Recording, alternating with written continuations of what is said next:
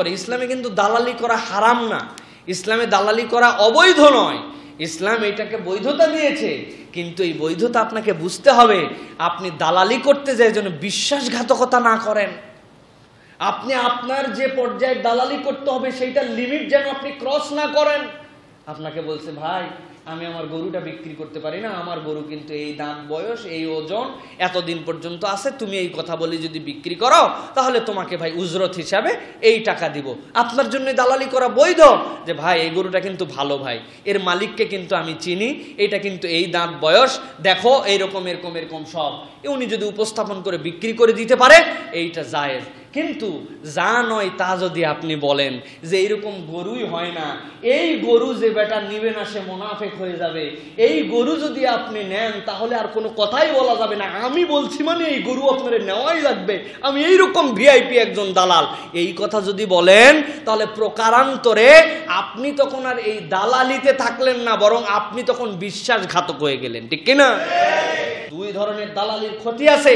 এক ধরনের ক্ষতি অল্প একটু, আপনি বিজ্ঞাপন করছেন এই নুডলস হেভি মজা, এই জুতা সেই রকম পরে শান্তি, একজন এক প্যাকেট নুডলস কিনছে, কিনে দেখে মজা নাই তো, হ্যাঁ মিথ্যা কথা বলছে। কয় টাকার ক্ষতি হয়েছে আপনার? 15, 20, 25, 30। জুতা একখান হেভি বিজ্ঞাপন করছিল, জুতা আপনি নেওয়ার পরে চিন্তা, আরে এই জুতা তো সেই জুতা নেই, লোকের বিশ্বাস করে নিয়েছিলাম। আপনি ঠকছেন, কিন্তু ঠকাটা অল্প, কিন্তু আপনার আরেক ধরনের দালালি আছে। এই প্রতিষ্ঠানে আপনি লগ্নি করেন, এই টাকা আপনি খাটান, এইখানে টাকা খাটালে আপনি মিলিয়ন টাকার মালিক হয়ে যাবেন। পুরা বাংলাদেশে এই প্রতারক চক্র এখন চিন্তা করছে, আরে জুতা মুতার দালালি করে কি লাভ, দালালি যদি করবি তো এইগুলার দালালি কর। কিন্তু আপনি মনে রাখবেন, এই দালালি আপনার যদি ভুল হয়, রং হয়, না বুঝা হয়, এই দালালির দায়ভার আপনাকে নিতে হবে এবং জাতি বড় ধরনের প্রতারণার শিকার হবে, ঠিক কিনা? সবাই বাচ্চার কাছে সুন্দর সুন্দর পাখি নিয়ে এসে বিক্রি করে। একজন একটা বাস পাখি নিয়ে আসছে, ইন জেনারেল পাখির দাম ধরেন 1000, ওই বাস পাখি আনার পরে ও বলে 1 লাখ। বাচ্চা হারুন রশিদ বলছে, আরে ইন জেনারেল পাখির দাম 1000 করে, সেটা 2000 3000 কম বেশি হতে পারে, তোরটাই 1 লাখ কেন? ও বলছে বাচ্চা আমার পাখির একটা আলাদা বৈশিষ্ট্য আছে। কি? আমার পাখি নিয়ে যখন বনে যায়, যাওয়ার পরে এমন একটা ডাক দেয়, ওই ডাকে ওর স্বজাতির যত পাখি আছে সবাই ওর কাছে চলে আসে, এমন ডাক দেয়, বিশ্বাসে তার কাছে চলে আসে।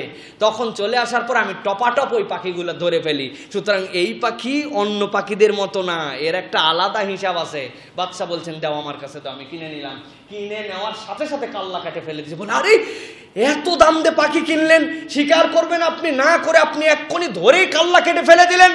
উনি বললেন যে পৃথিবীর বুকে যারা স্বজাতির সাথে গাদ্দারি করে, ওই গাদ্দারদের পরিণতি হচ্ছে এইটা, যে বেটা তুই গাদ্দারি করে কেন করবি, তুই টেকনিক অন্য কিছু করতে পারিস, কিন্তু তুই গাদ্দারি করে স্বজাতিকে নিয়ে এসে অন্যের কাছে ধরা দেস, তার মানে এই গাদ্দারের কোনো অবস্থান আমার কাছে নাই। প্রিয় ভাইরা মনে রাখবেন, দুনিয়ার বুকে এমন দালালি করতে যায় আমরা যেন জাতির সাথে গাদ্দারি করে না বসি।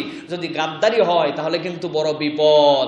জাতি চিরজীবন মনে রাখবে এবং চিরজীবন বলতে পারুক বা না পারুক, যে কয়টা মানুষ আপনার দ্বারা প্রতারিত হয়েছে তারা আল্লাহর কাছে আপনার জন্য লানত দিতে থাকবে, ঠিক কিনা? মান গাশশানা ফালাইসা মিন্না, যে মানুষকে ধোঁকা দেয় সে আমার উম্মতি না। তো সুতরাং আমরা যেন কখনো ধোঁকাবাজ না হয়ে যাই, আমাদের কথায় যেন মানুষ ধোঁকায় না পড়ে। যারা দালালি করছেন তাদেরকে তো আরো বেশি আকল খাটাতে হবে। ক্রস এক্সামিন না করে গ্রহণ করাই নিষেধ। ইজা জাআকুম ফাসিকুম বিনাবাইন ফাতাবায়ানু, আল্লাহ বলছেন তোমরা ওইটাকে একদম জাস্টিফাই করো, ক্রস এক্সামিন করো, এদিক থেকে খবর নাও, ওদিক থেকে খবর নাও, চারিদিক থেকে খবর নাও, তারপরে তুমি এটা গ্রহণ করবে। আর ইমানদার একই জায়গা থেকে দ্বিতীয়বার ধোকার মধ্যে যাবে না। আপনি চিনেন না জানেন না, 2000 1000 5000 না হয় দিতে পারেন, আপনি একবারে 10 লাখ 20 লাখ 30 লাখ দিচ্ছেন, ব্যাপারটা কি? তার মানে আমরাও অনেকাংশে এই যে ফটকাবাজির মধ্যে পড়ে আমরাও এখন দ্রুত বড়লোক হওয়ার ধান্দার মধ্যে ঢুকে গেছি। ভাই আপনাকে একটা মৌলিক সূত্র বলে দেয়, যে বা যাহারা যে প্রতিষ্ঠান আপনারে বসায় বসায় খালি টাকা নিবে আর আপনারে টাকা দিবে আর খুব জলদি আপনারে বড়লোক বানানোর প্যাকেজ দিবে, আপনি 100% শিওর থাকবেন এর মধ্যে ঘাপলা আছে, ঠিক কিনা? 100% শিওর থাকবেন ঘাপলা আছে এর মধ্যে। ও যত বড় হুজুর হোক, বুজুর্গ হোক, দাড়িওয়ালা হোক, টুপিওয়ালা হোক, প্যান্ট শার্টওয়ালা হোক, পৃথিবীর সেরা মানুষ হোক, আমার দরকার নাই। সাবধান হয়ে চলবেন প্রিয় ভাইয়েরা। আল্লাহ রাব্বুল আমিন আমাদেরকে বুঝ দান করুক প্রিয় ভাইয়েরা।